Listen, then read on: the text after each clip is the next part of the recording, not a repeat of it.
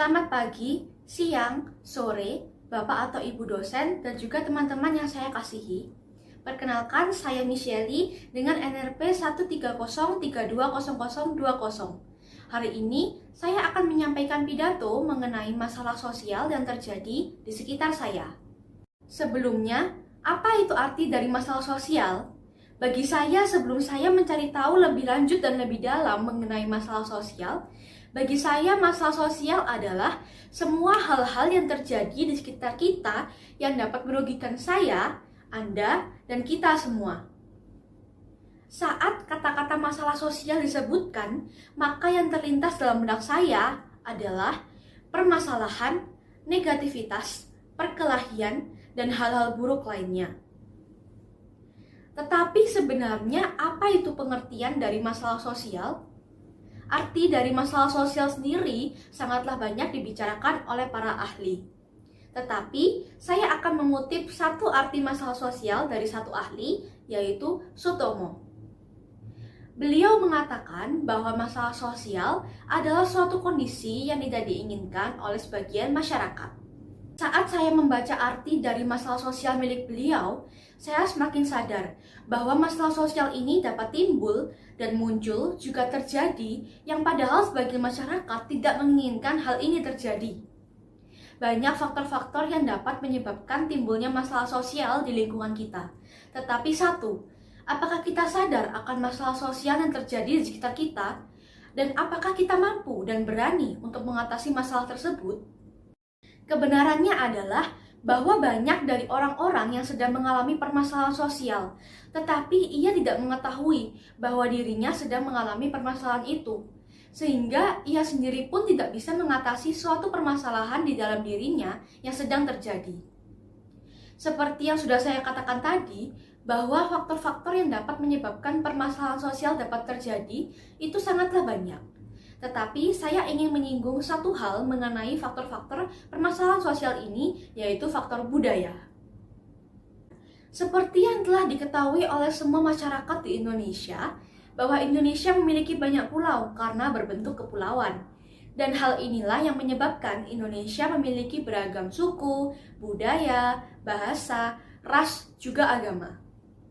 Tetapi tidak bisa dipungkiri bahwa hal ini pula lah yang dapat memancing suatu permasalahan antar individu maupun kelompok.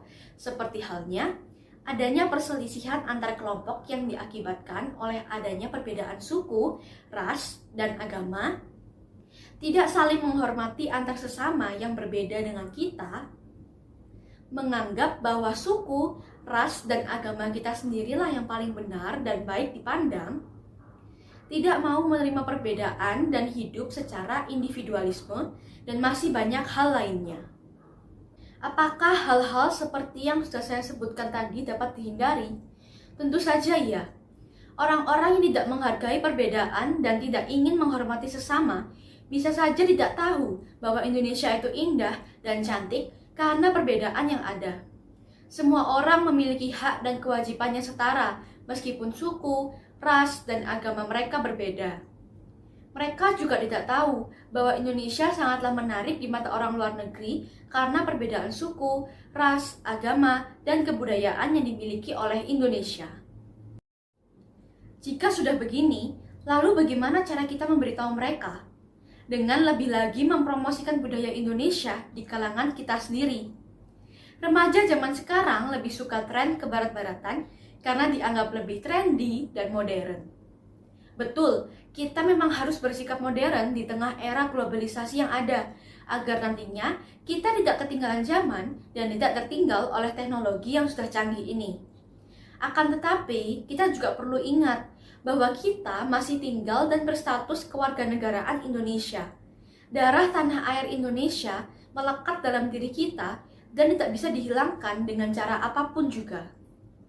Jika kita sebagai remaja tidak mau melakukan dan melestarikan nilai-nilai kebudayaan Indonesia dan mengusahakan serta mengajak orang-orang di sekitar kita untuk saling menghormati dan menghargai perbedaan yang ada, lalu siapa lagi yang bisa? Saya akan memberikan beberapa fakta tentang Indonesia agar semua masyarakat di Indonesia tahu bahwa Indonesia itu indah dan layak untuk dilestarikan. Indonesia memiliki daratan sebesar 1.919.440 km persegi dan lautan seluas 3.273.810 km persegi. Indonesia memiliki 17.000 pulau yang terbentang dari Sabang sampai Merauke. Indonesia memiliki 1.331 suku. Indonesia memiliki 1.100 bahasa daerah.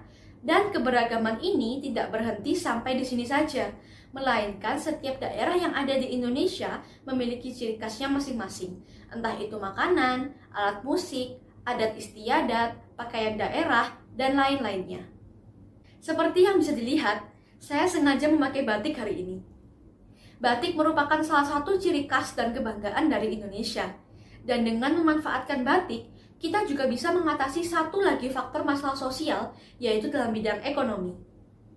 Banyak pengrajin-pengrajin batik yang masih tidak diperhatikan keberadaannya.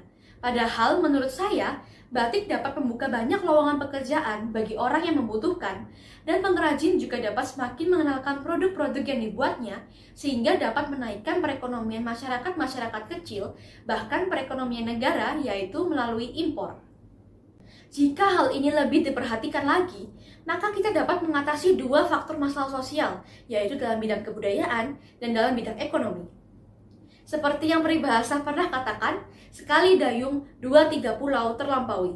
Yang dapat diartikan, sekali kita memperhatikan lebih jelas dan mau menghargai keberagaman di Indonesia, maka kita juga dapat mengatasi beberapa faktor masalah sosial yang ada di Indonesia. Dan terlebih lagi, seperti yang kita ketahui sebagai masyarakat Indonesia, Indonesia memiliki semboyan negara yaitu Bhinneka Tunggal Ika, yang memiliki arti berbeda-beda tetapi tetap satu jua. Dengan semboyan ini, masihkah kita ingin ada permasalahan kebudayaan yang timbul akibat keberagaman di negara secantik dan seunik Indonesia ini? Menurut saya hal itu tidak perlu. Malah seharusnya kita patut merasa bangga tinggal di Indonesia yang memiliki banyak sekali keberagaman daerah. Karena inilah ciri khas Indonesia, inilah keunikan Indonesia, tanah air kita. Maka dari itu, marilah kita saling menghargai dan menghormati setiap perbedaan yang ada demi kesejahteraan bersama, dan bersama-sama mari kita memberantas masalah sosial yang timbul dalam bidang kebudayaan, agar nantinya anak cucu kita tetap bisa merasakan betapa indah dan uniknya keberagaman suku, ras, budaya, bahasa, juga agama yang ada di Indonesia. Sekian pidato saya pada hari ini. Terima kasih sudah menyimak dan mendengarkan. Mohon maaf jika ada tutur kata, bahasa, dan perilaku yang saya lakukan selama saya berpidato. Saya Michelle, terima kasih dan salam kebudayaan.